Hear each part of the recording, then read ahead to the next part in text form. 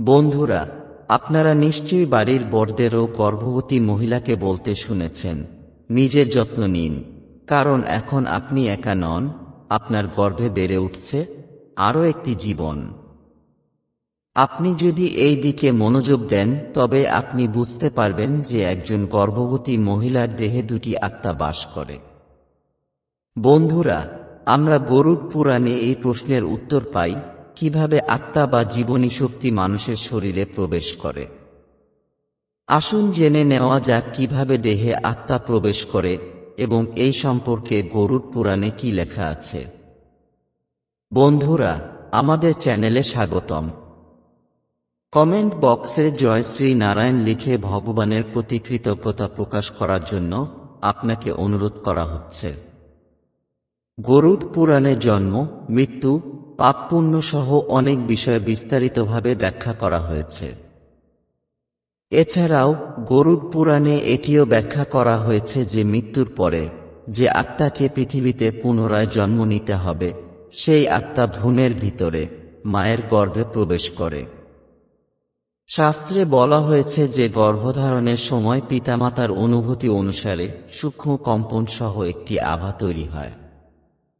এই আভা আত্মাদের আকর্ষণ করে, যার কম্পন স্তর এটির মতো যে তার স্পন্দন মাত্রা তার সাথে মিলে যায়, সে তার প্রতি আকৃষ্ট হবে। আকৃষ্ট আত্মা মাতৃগর্ভের চারপাশে ঘুরে বেড়ায়।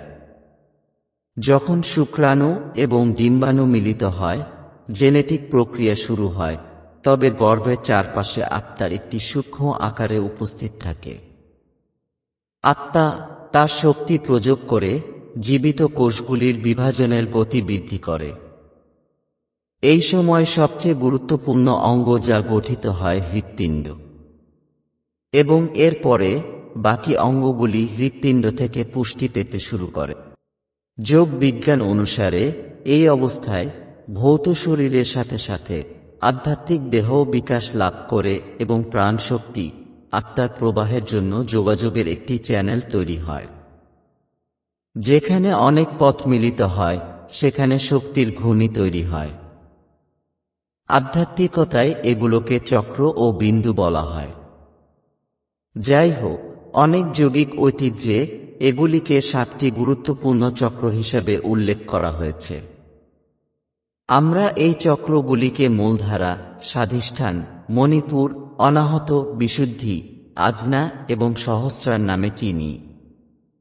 এই চক্রগুলিতে যোগদানের মাধ্যমে একটি পথ তৈরি হয়, এবং যখন মাথার গঠন ভালোভাবে সম্পন্ন হয় তখন ব্রহ্মরন্ধ্র সৃষ্টি হয়। ব্রহ্মরন্ধ্র সম্পূর্ণরূপে বিকশিত হওয়ার মুহূর্তে আত্মা একই ব্রহ্মরন্ধ্র দিয়ে দেহে প্রবেশ করে, এবং এটি ভ্রূণের বিকাশের 3 মাসের মধ্যে ঘটে। এখন আপনার মনে এই প্রশ্ন জাগে যে কেন 3 মাসের আগে আত্মা শরীরে প্রবেশ করে না?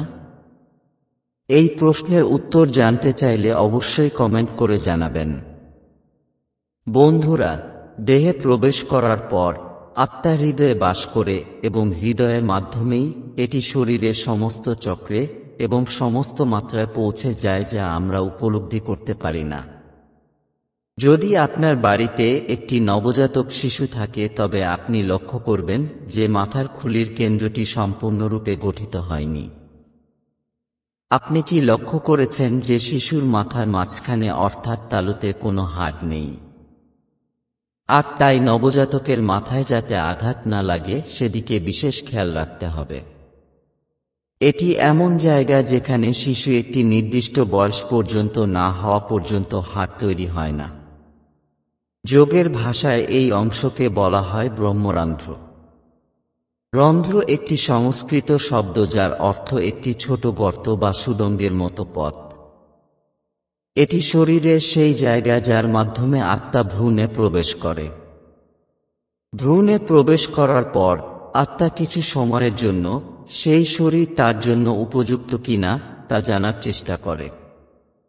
দেহ যদি আত্মার উপযোগী হয় তবে আত্মা দেহে স্থায়ীভাবে অবস্থান করে, কিন্তু দেহ যদি আত্মার উপযোগী না হয় তাহলে আত্মা যেভাবে শরীরে প্রবেশ করেছিল ঠিক সেভাবেই বের হয়ে যায়। গর্ভবতী মহিলার মৃত সন্তানের জন্ম দেওয়ার কথাও নিশ্চয়ই শুনেছেন। এটি ঘটে কারণ আত্মা গর্ভে বেড়ে ওঠা শিশুর শরীরকে উপযুক্ত খুঁজে পায়নি এবং ব্রহ্মরন্ধ্র বন্ধ হওয়ার আগে আত্মা ভ্রূণের শরীর থেকে ব্রহ্মরন্ধ্রের মধ্য দিয়ে ফিরে আসে।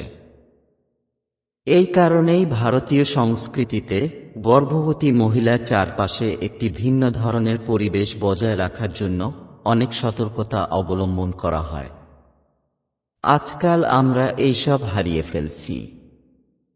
আমাদের সংস্কৃতিতে এইসব করা হয় যাতে আপনার গর্ভে যে আসে সে যেন আপনার উভয়ের চেয়ে ভালো হয়। তাই গর্ভবতী মহিলাকে ইতিবাচক শক্তির পরিবেশে রাখার চেষ্টা করা হয়।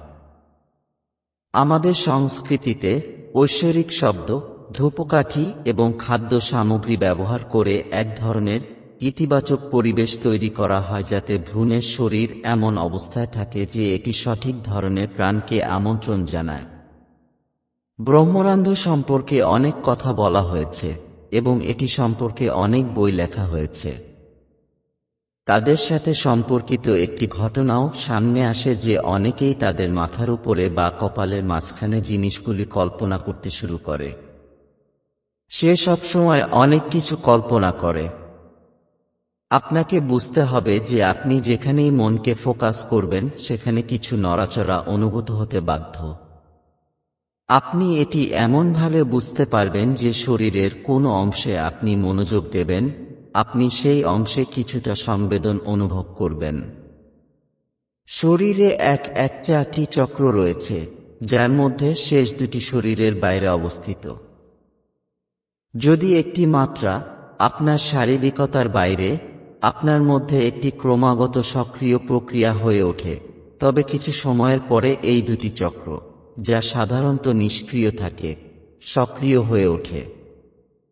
এগুলি সক্রিয় হলে আপনার মাথার উপরে একটি চৌম্বকীয় আভা তৈরি হয়, যা আপনার জীবনকে একটি নতুন নির্দিষ্ট দৃষ্টিভঙ্গি দেয়।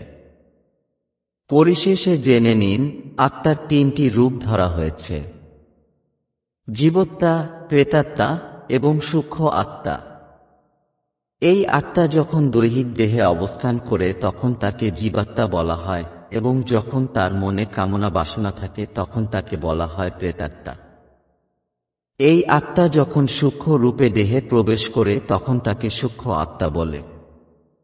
বন্ধুরা, আশা করি আপনি আত্মার সাথে সম্পর্কিত এই রহস্যটি বুঝতে পেরেছেন।